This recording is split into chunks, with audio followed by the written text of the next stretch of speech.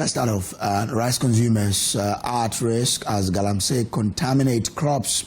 If you are a lover of rice, there is a cause for you to be concerned because about this particular development. Now, researchers at the Center for Scientific and Industrial Research, CSIR, have reviewed that Galamsey activities are contaminating rice and other crops with poisonous particles. Dr. Albert Kokode-Nwamase, a scientist at the CSIR Soil Research Institute, explains that rice cultivated in waterlogged areas near illegal mining site, of course with emphasis on illegal mining site, closeness to the rice production site, is particularly vulnerable to contamination.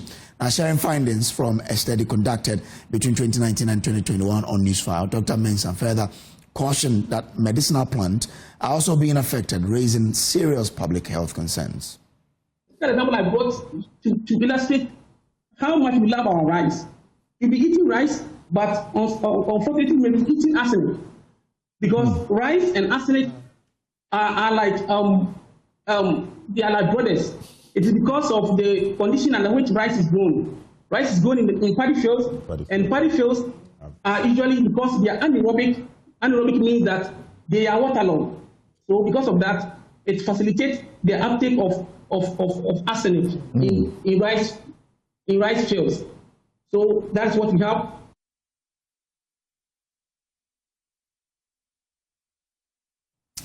Still on Galamsey, the Minister of Lands and Natural Resources has charged the National Anti-Illegal Mining Operation Task Force, NIMOS, to be firm, resolute and uncompromising in the renewed fight against illegal mining, popularly known as Galamsey. Addressing about 400 personnel at the closing ceremony of a week-long intensive training at the Liberation Barracks in Sunyani, Emmanuel Amakofibua said government has no choice but to take a tough stance against recalcitrant Galamsey operators, even after providing them with sustainable livelihood alternatives. Precious Semovo has more. The government's resolve to ruthlessly end the activities of illegal mining over the destruction of water bodies and forest reserves has been given a renewed boost. This follows the one-week training of the National Anti-Illegal Mining Operations Secretariat, NIMOS, task force drawn from the military, police, immigration, National Intelligence Bureau, Narcotics Control Commission, and national security operatives. During the closing ceremony at the Liberation Barracks in Sunyani, the newly formed team demonstrated upgraded capacity to handle illegal mining through roleplay, illustrating the robust training received. Colonel Dominic Bois is the Director of Operations at NIMOS. This was meant to harness their potentials and prepare them for effective and efficient operations once they are deployed in the field. And I must say that this has been very successful. The enthusiasm and well displayed by the able men and women before us today is a testament that indeed NIMOS is the best option for the fight against illegal mining. The Minister of Lands and Natural Resources, Emmanuel Amakofibua, stated that the government is restructuring the licensing process to move away from illegally issuing mining license to politically connected persons. Yes, we are not making any excuses, but it is unthinkable that we can just be doling out licenses to political apparatchiks because they are politically connected. I'm happy to tell you that we've stopped that bleeding and we are completely restructuring the licensing regime of our country. And let me say clearly, the systems we are putting in place is not a system that gives favors to political comrades. It is a system that gives preference to people who are qualified, who understand what it requires to have a license, who engage in responsible and sustainable mining, who will be held accountable if they fail to do so. He charged the task force to ruthlessly deal with trespassers and recalcitrant illegal miners. This fight against illegal mining is not going to be stopped, and every measure at the president's disposal will be used. I charge you with profound sense of duty and patriotism. Any recalcitrant entry into these zones is not merely a trespasser, they are an enemy of the state. You are to be firm, you are to be resolute, you are to be ruthless. Yes. And please, take it from me, you will take no obstructionist instruction from any big man. Remember, the biggest man in Ghana is the President of the Republic, and he's the one that has sent you. Yes, sir. He's the one that has empowered you, and I know that he will never call you to allow anybody to engage in any illegality. You are to fight for the soul of our country. Yes, sir. Yes, sir. Precious Semevo, Joy News, Sunyai. In a related development, the Deputy General Secretary of the NDC, Mustafa Bande, has reaffirmed the party's commitment to supporting President Mahama's fight against illegal mining, stressing that the protection of water bodies and forest reserves is a shared responsibility. Speaking in Sunyai at the closing period of Operation 9 months, a consolidated security task force against Galamsey, he underscored the need for all party members to rally behind the president to ensure success in the battle against the menace. This morning I happen to have been mandated with the full powers of the party NDC as acting General Secretary. On that foundation, we commit to this force that together we must succeed the fight against illegal mining. We must succeed dead or alive. We may not get all the commendations that we deserve, but you are not defending people, but nature. And nature will reward you. Nature will breathe through all of you for your protection of the next generation. Amen. Colleagues, many have failed, but this team is here to succeed.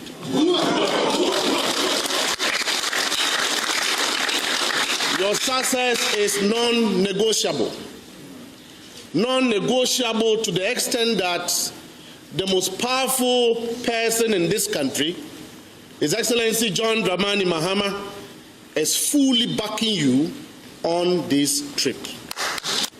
The NDC does not and will not endorse what our president is against.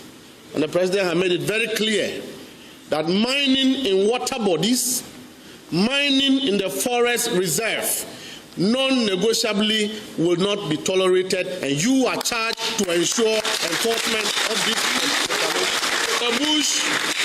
In the bush and in the water bodies, no political party color is there. So if anybody goes in the name of a political color, please arrest the person.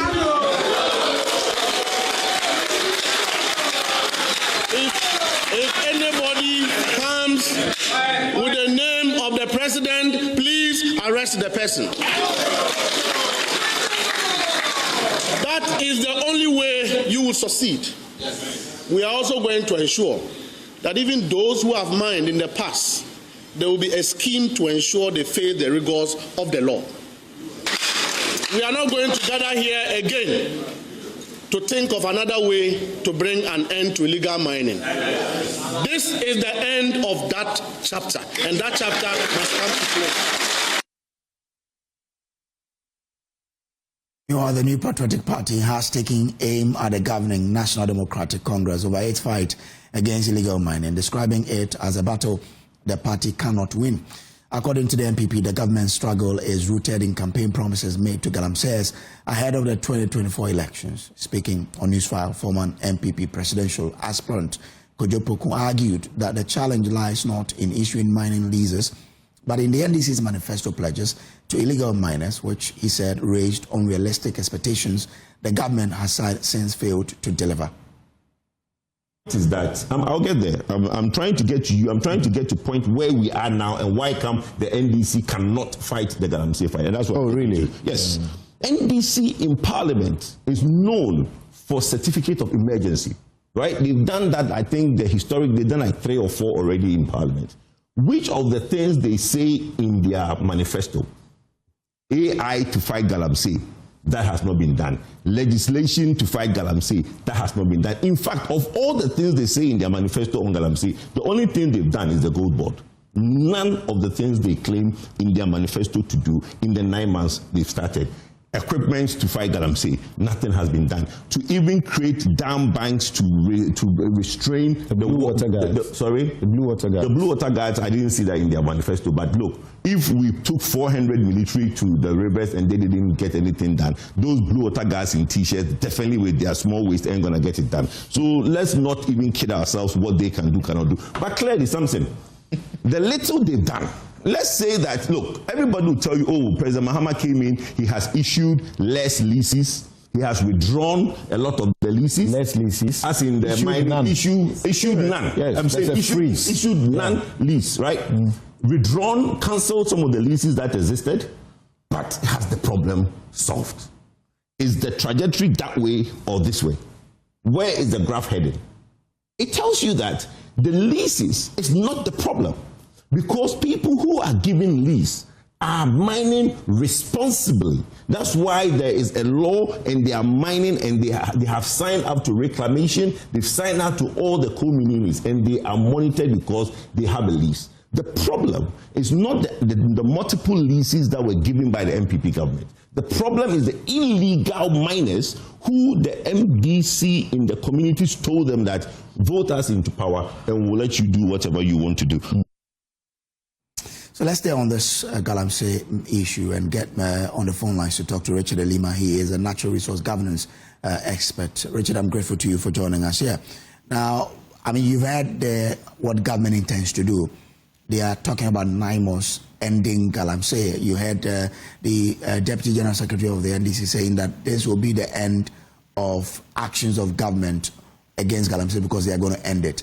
What is your own estimation or observation on the effort of government to deal with Galamsey? Well, thank you very much, Kojo. I've observed our approach to the fight against Galamsey over the years. At least in contemporary times, we can go as far back as 1980, when we passed the PND law, legalized the mine. At that time, most of them had asked that mine. Anybody didn't have it considered illegal. So they were just arrested, so on. Fast forward, President first time, 2005, we had to back down to just do the arrest. Mr. Lima, you have to forgive me, your line keeps breaking. If you can reposition yourself for us, we'll be grateful. Oh, is it much better now? Yes, let's try. Okay. So, under President first time, we had Operation Flash Out. Then, President Mahama's first time, we had Operation Cow Leg. Then, under Bado, we had Operation Vanda, then all. The point I'm speaking is that over years, we've used same pricing, and we are same result. The problem was as now, and I don't know why we still going back old methods that have been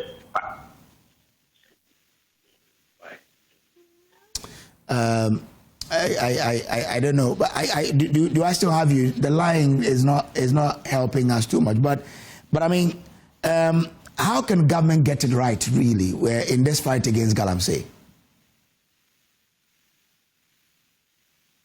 Hello, Mr. Lima, do we still have you? Hello. Yes, I'm trying to find out from you how government can win the fight against Galamsey. What needs to be done? I think we need to understand that there are short-term measures we can adopt, and there are also long-term sustainable measures that we can adopt. One, the approach we have been using can only work in the short term. You can send soldiers to the field, arrest illegal miners, and then prosecute them. They work in the short term. But in the long term, can we find a more sustainable approach? When I talk of a more sustainable approach, I'm looking at formalizing the small-scale mining sector. As it is, the sector has been described as an orphan sector. Whenever we operate mining sector, we are always at partners.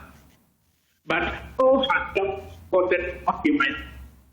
If we formalize the sector, streamline the sector, and ensure that anybody, any Ghanaian interested in doing mining can do so in a very decent way with the regulations from the Mineral Commission, from the EPA. I'm sure we can achieve two ends. One, we can streamline the sector and the state will earn some income from it. And then we can also protect the environment. But Mr. Lima, that has been done, not so. That's why we give some licenses to some Ghanaians to operate what we call the small-scale mining. No, not really, not really. When you go to the communities, people who get the licenses are not necessarily the ones doing the mining. There are many community youth who want to do mining. My proposal is that why don't you form cooperatives, zone the district, and then assign Minerals Commission and EPA officers to these zones so that they can properly regulate the operations of these miners.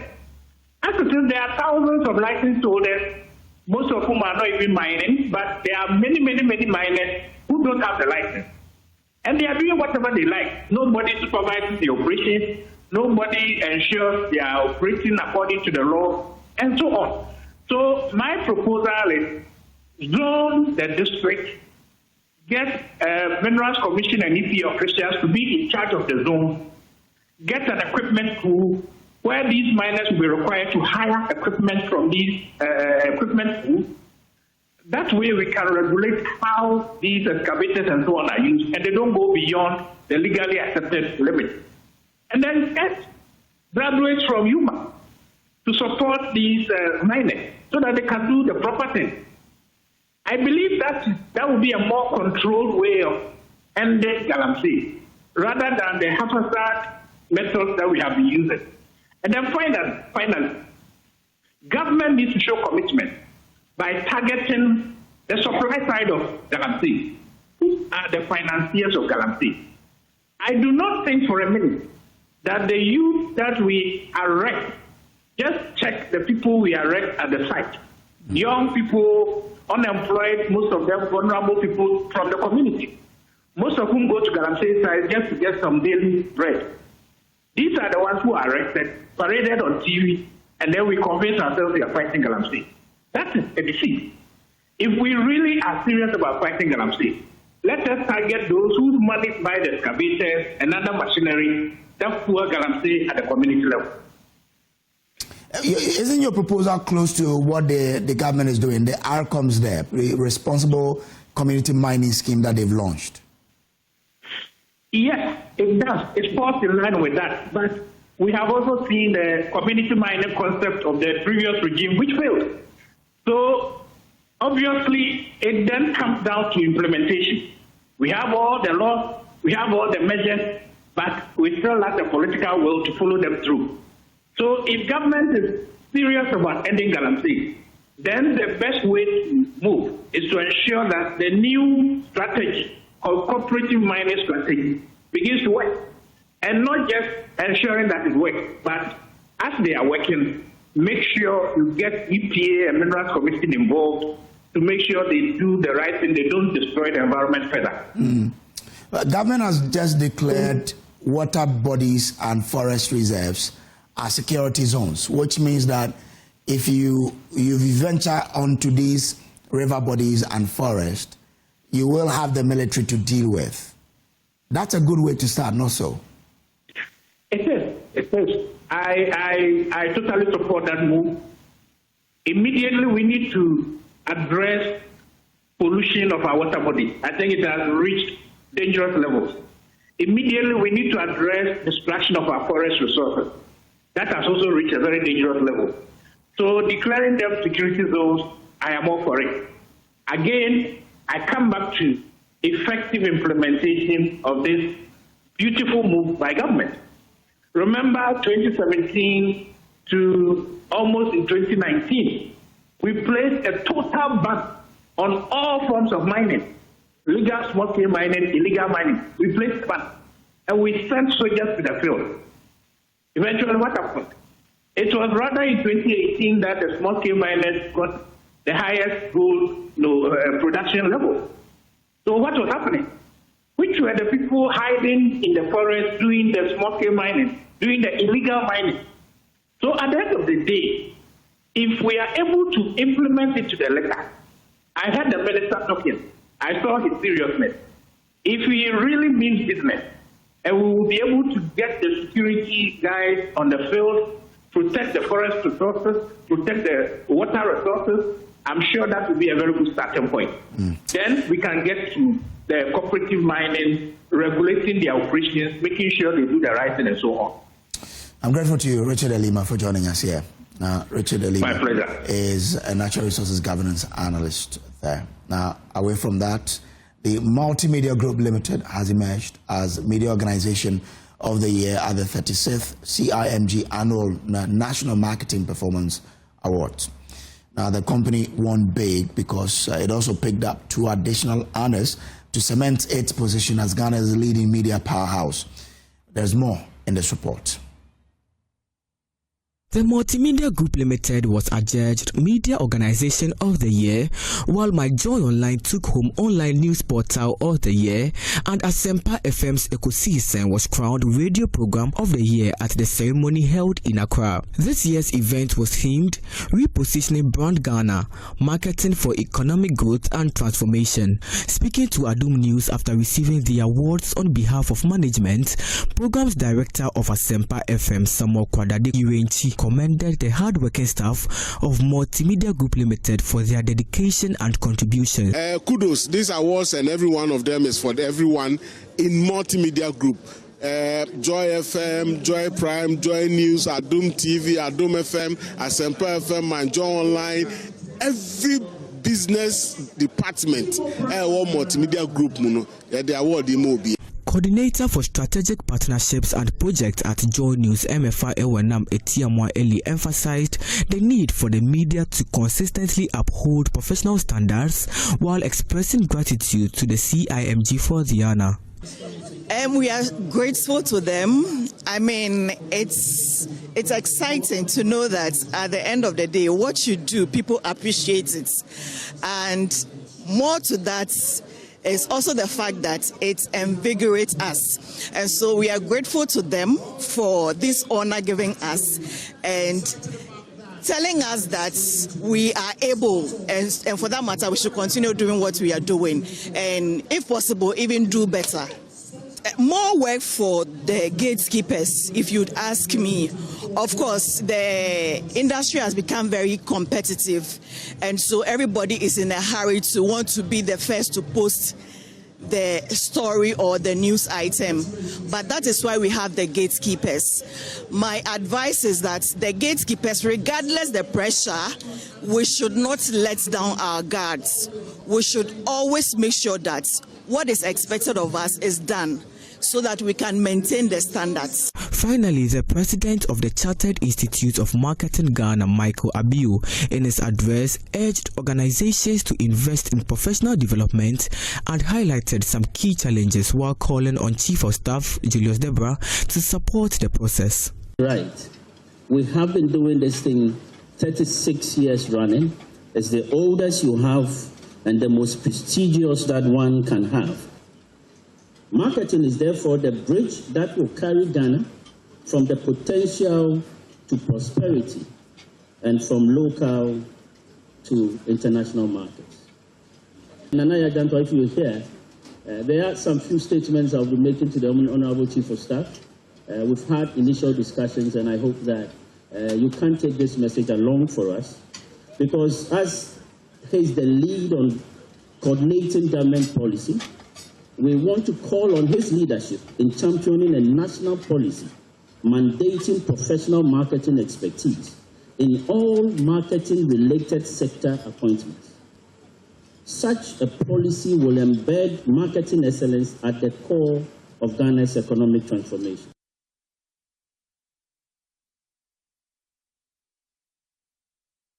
Well, the 17th congregation of Amejofe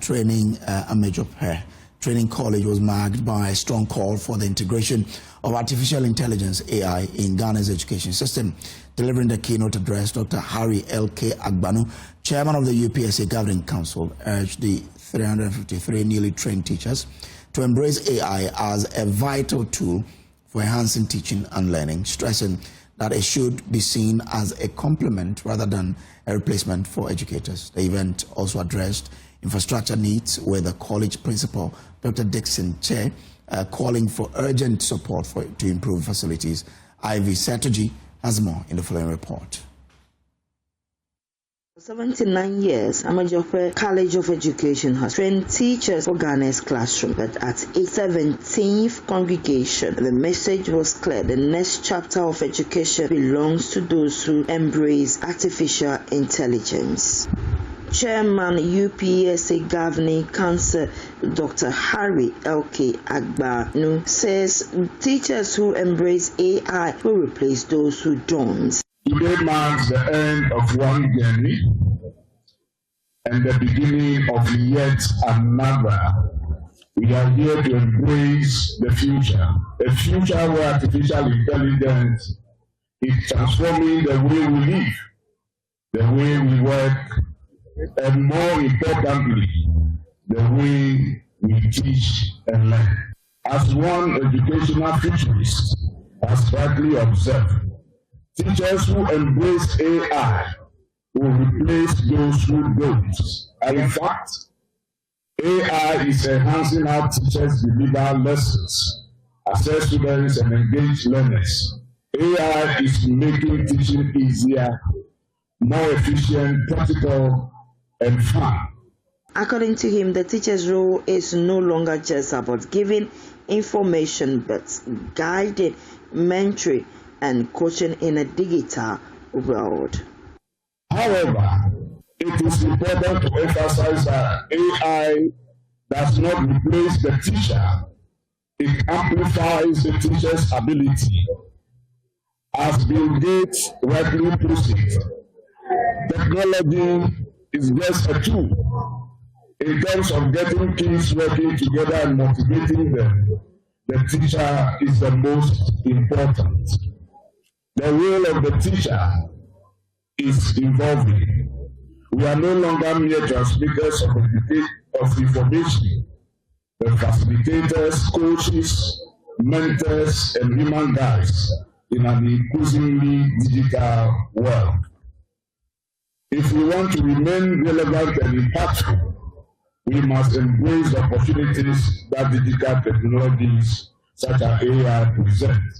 The call was reinforced by the acting Deputy Director General of GTEC, Professor Augustine Oklu, who challenged the new teachers to use AI with responsibility.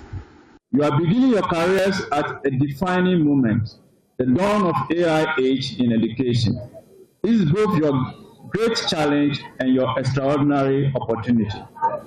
You must be critical thinkers, the ethical guides, and the passionate leaders. Use AI to tighten your load, to lighten your load, but never let it dim your light. Use it to analyze data, but never to quantify a child's potential. You are the authors of the next chapter. Let us step boldly into the future with AI as our partner, not our master. Together we can build an education system where AI enhances but never replaces the irreplaceable human touch of a good teacher. While celebrating nearly 8 decades of excellence, the principal, Dr. Dixon Che, appealed for urgent support to tackle infrastructure gaps. At present, all college-wide official events, including matriculation and graduation such as this, are held outdoors. An auditorium is not a luxury. It is a core academic asset. Its absence is a significant gap. The college continues to face poor internal road networks, inadequate hostel accommodation for those students, and inadequate lecture halls and staff office, lack of well-equipped science laboratories and home economic labs. We call on all stakeholders to assist us in addressing these pressing needs. The ceremony also saw the commissioning of a 6-unit apartment block for lecturers who travel long distances daily. 353 graduates stepping into the teaching profession. Amejope once again proved its place as one of Ghana's most respected teacher training institutions. Ivy Satoji, Joy News. Amejope.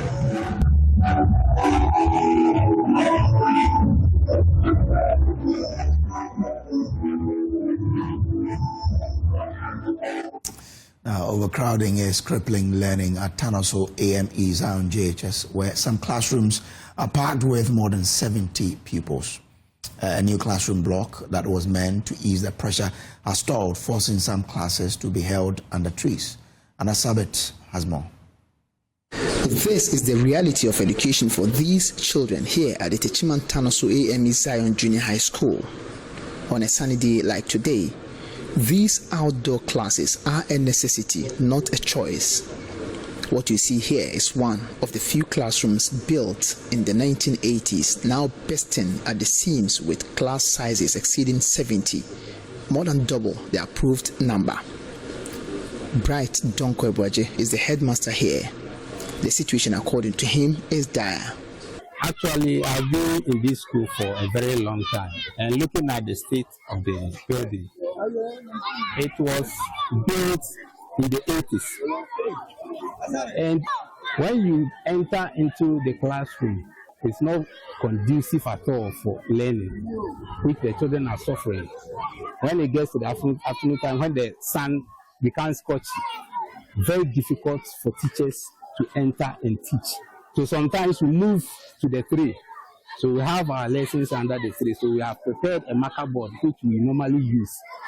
Hope, however, arrived in the form of a new government project supported by the Australian government to construct new classroom blocks and finally provide adequate space. When you look at our numbers, we have to have double stream, because in our educational system, we shouldn't engage children more than 35 in a room. But when you get to the room, we have some classes even more than 70. So it was very difficult for us to handle them.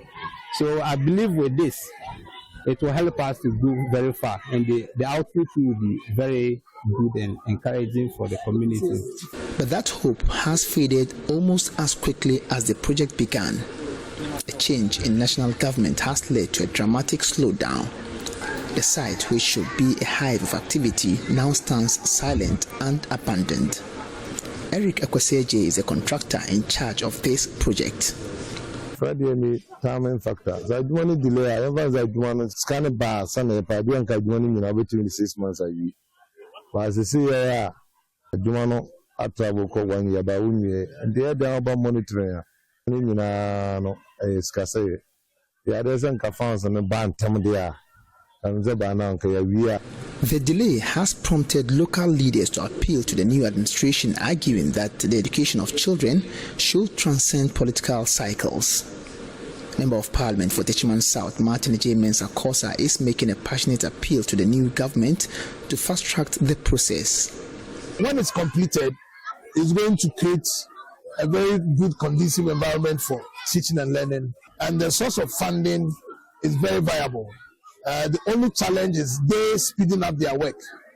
We are praying that as previous engagement with them has been done, they've given assurances that they are going to work around it and get the certificates cleared so that the money comes.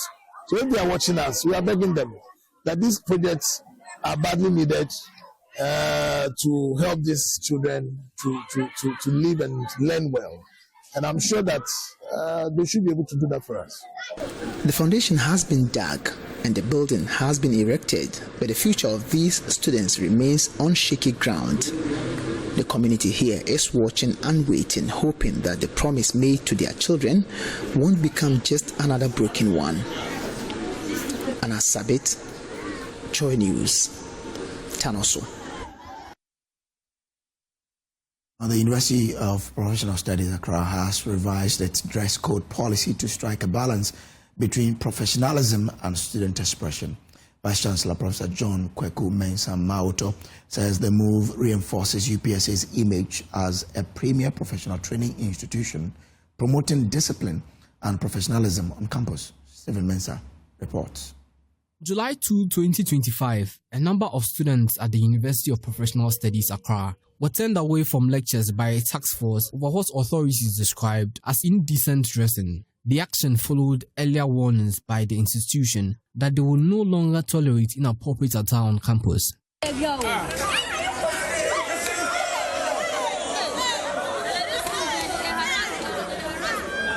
Addressing the first session of the 2024-2025 congregation, Vice-Chancellor Professor John Kweku Mensah Mauto announced that UPSA has formally revised its dress code.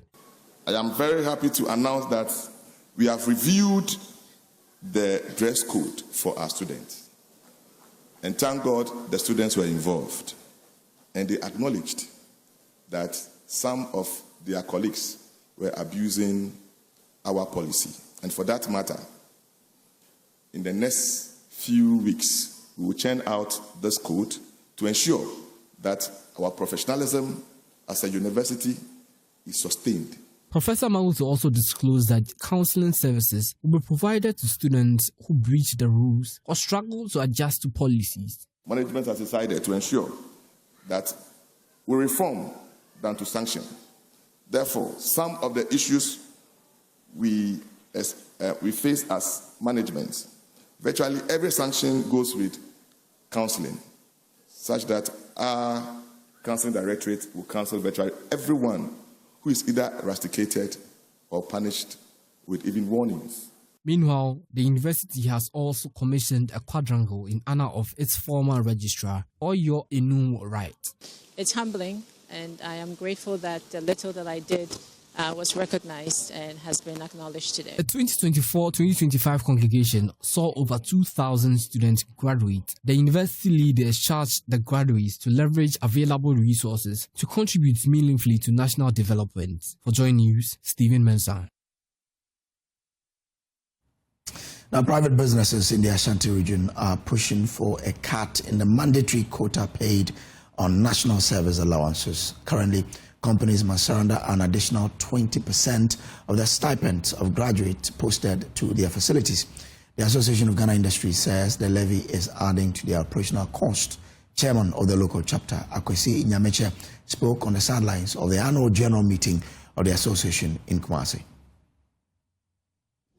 You see, we are trying. I mean, last year alone, I took 10 national service personnel, both in mechanical engineering, electrical engineering, and food science. What we do is we want to, because I benefited when I was in school, and when I finished school, going on industrial attachments and trainings. So I do. Every year I have an arrangement with KNUST and KSTU. I take students on internship. But you see, when I take a student or when I take a national service person and I pay the person the allowance, sometimes I even pay more than the stipulated allowance, and then I have to go and pay 20% of the allowance money to National Service Secretariat. I think it's too much. What we're asking for is, I mean, they should bring it down to like maybe 10 or 5%. I mean, for us to be able to take more, because it's another cost on us. Though we're training the guys on behalf of government, and they're still charging us for that, which is not fair. Okay, so the 20% is on your allowance that you pay to them, or after you pay the allowance, you have to pay another 20%? After you've paid the allowance, if national service allowance is 700 or 800 Ghana cedis, you pay the person 800, which sometimes we pay more than the 800 that we're supposed to pay as allowance. Then you go and pay 20% on the 700 or 800 to National Service Secretariat, which is, to us, is not fair. As we're watching JoyNews Room, we'll take a break here. We'll be back with more. Please to stay. Welcome back from the break now to other stories now. And child labor and trafficking continue to rob thousands of Ghanaian children of their rights to safety, education, and a brighter future. To counter this, the My Rights, My Future project, funded by the European Union and implemented by Right to Play in partnership with Kokode and Agrad, has called on the media to take a frontline role in combating child exploitation. At a media engagement held in Dambai, journalists were urged to step up as advocates, storytellers, and watchdogs for the protection of vulnerable children in the Volta and Oti regions. There's more in this report. The engagement was organized by Right to Play in partnership with Kokode and Alliance for Community Resilience and Development, Accra, with funding support from the European Union. It brought together journalists from across the OT and Volta regions to discuss the critical role of the media in exposing child labor, influencing policy, and ensuring perpetrators are punished. The EU-funded project is being implemented in communities across Krati East, Krati West, and Bando. Organizers stress that beyond rescuing children, sustainable interventions are needed to give them dignity and hope. Isaac Selassie Ahaji is communication specialist at Right to Play. So this media training that was organized is under the My Rights, My Future project, which is an EU-funded project that's the European Union's. It's 1,000 euros, sorry. And the main idea is to address issues of child labor in cocoa growing and fishing communities in the OT and Volta regions.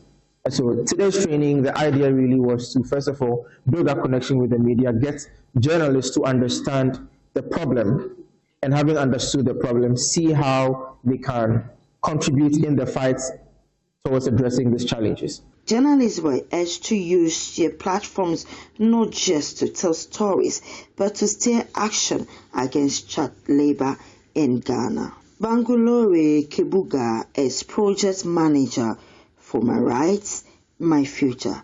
The prevalence being high here, the consortium has been able to make inroads, and the communities that we are working in have been adequately sensitized, and this was just not done by the consortium and its partners. It was done by the law enforcement agencies. So what we realized was that it was out of poverty that most of these parents were using their children, either on the lakes or in the cocoa farming areas.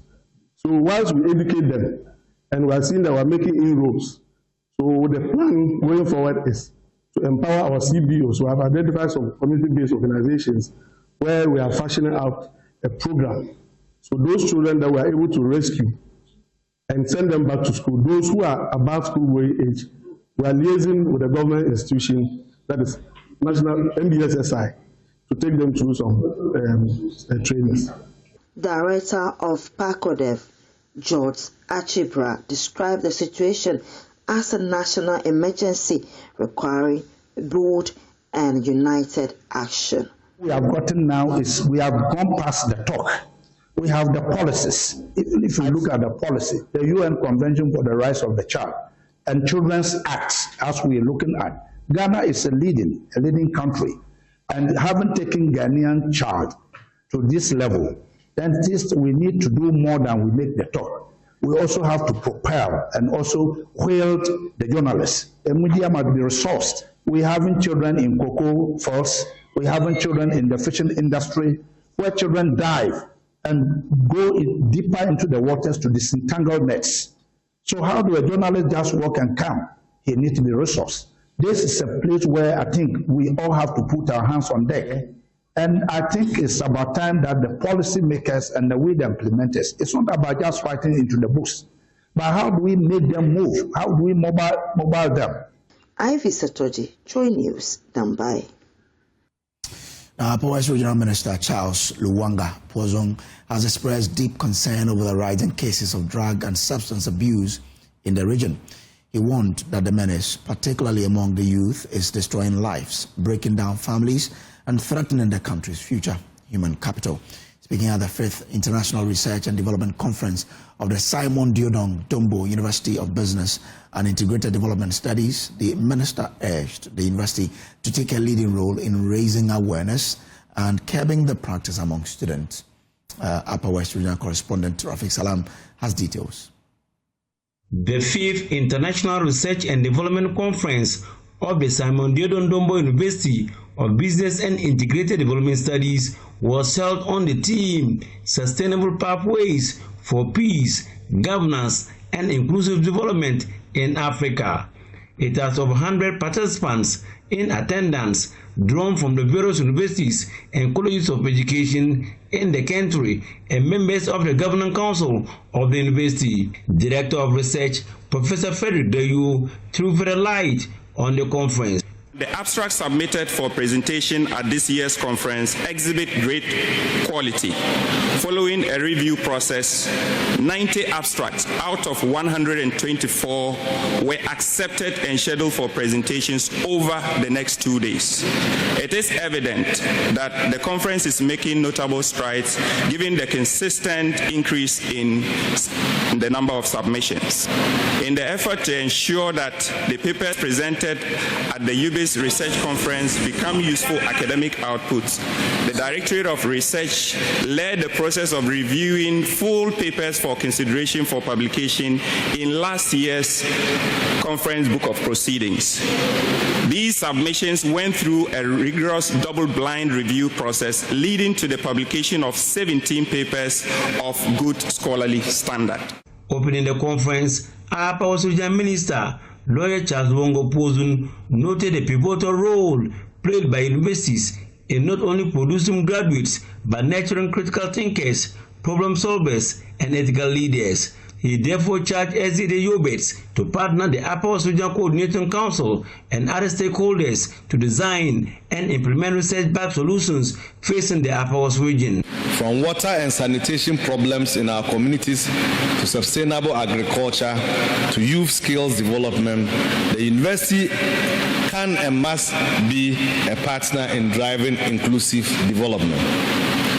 Permit me, Mr. Chairman, to touch on an issue of growing concern in our region, which is substance abuse among the youth. This silent epidemic is destroying lives, working families, and undermining the very foundation of our future human capital. Universities, as citadels of knowledge and enlightenment, cannot afford to be indifferent to this menace. I call on the university to stand tall in raising awareness among the student population. Let this institution not only produce graduates, but also ambassadors of change, young men and women who will serve as catalysts in their communities, championing the cause of healthy living, discipline, and self-leadership. The speaker for the conference was a renowned distinguished scholar in development planning and environmental management, Professor Buku Kendie, who doubles as the occupant of the Wolambele skin with the name Kuro Professor Badwa Wale II.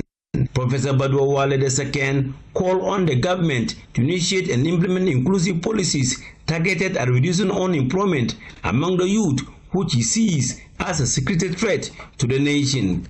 Our governors in general to be mindful of the fact that they have to come up with policies that will ensure that everybody is participating in the economic and political process. I'm not talking about handouts. If you have a good education system, if you have good health systems, if you reduce corruption and you can channel resources to support the private sector, that sector will create the jobs and create the wealth for the people. Government should not be interested in doing business. Government should do the regulations, the laws that will ensure that the private sector works to create the jobs and the employment for the people. To respond to issues of contemporary challenges in the wake of technological development, Vice Chancellor of SDD Yobes, Professor Emmanuel Kentibedelble, disclosed that the Directorate of Research is in the process of facilitating artificial intelligence and risk management policy. Management is committed to establishing a robust grants office that would serve as the institutional hub for sourcing, winning, and managing competitive research and development grants.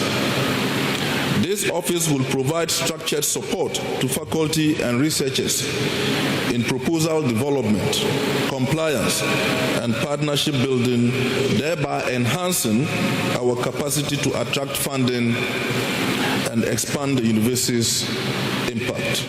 Reporting for JoyNews, Rafiq Salam. Wow. Now, the United States has officially reversed the recent visa restrictions imposed on Ghanaian nationals, effective immediately.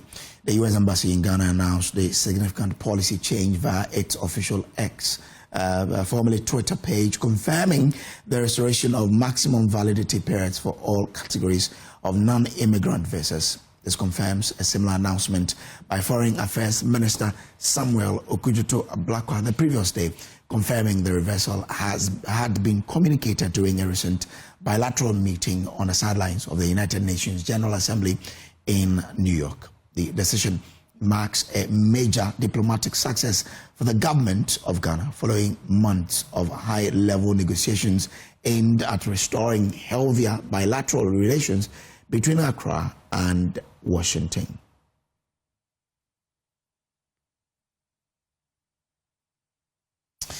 Away from that, the Microcredit Association Ghana has held its 16th annual general meeting under the theme Beyond Profit, Strengthening Microcredit Institutions Through ESG Principles. The event brought together regulators, policymakers, academics, and practitioners to discuss how environmental, social, and governance principles can secure the future of Ghana's microcredit sector.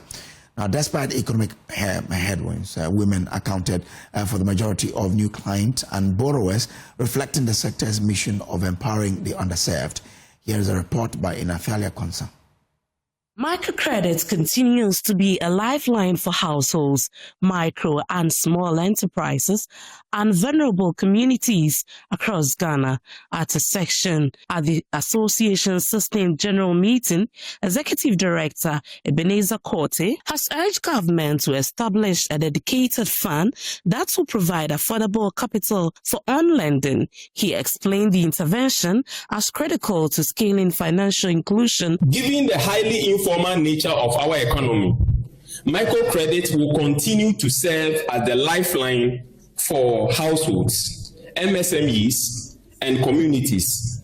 It is therefore imperative that development partners, regulators, policymakers, and the media, and all stakeholders rally to support our mission of using microcredit as a tool for positive transformation. The future of microcredit members is digital. Representing the Finance Minister, Wode Adeto, underscored the government's commitment to strengthening the financial inclusion agenda. The government remains committed to ensuring that we are supported by a sound and enabling policy environment. In pursuit of this vision, government has set out clear commitments for the financial sector.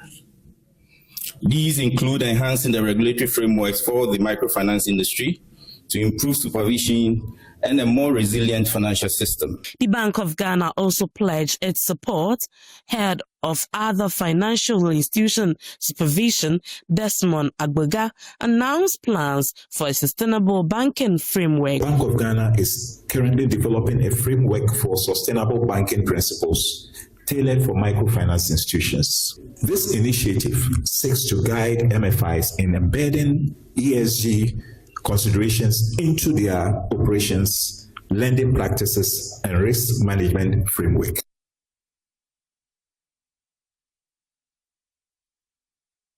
And that's how we wrap up today's bulletin for you. There is more on myjoyonline.com. My name is Samuel Kojo-Brace. Still keep watching the channel.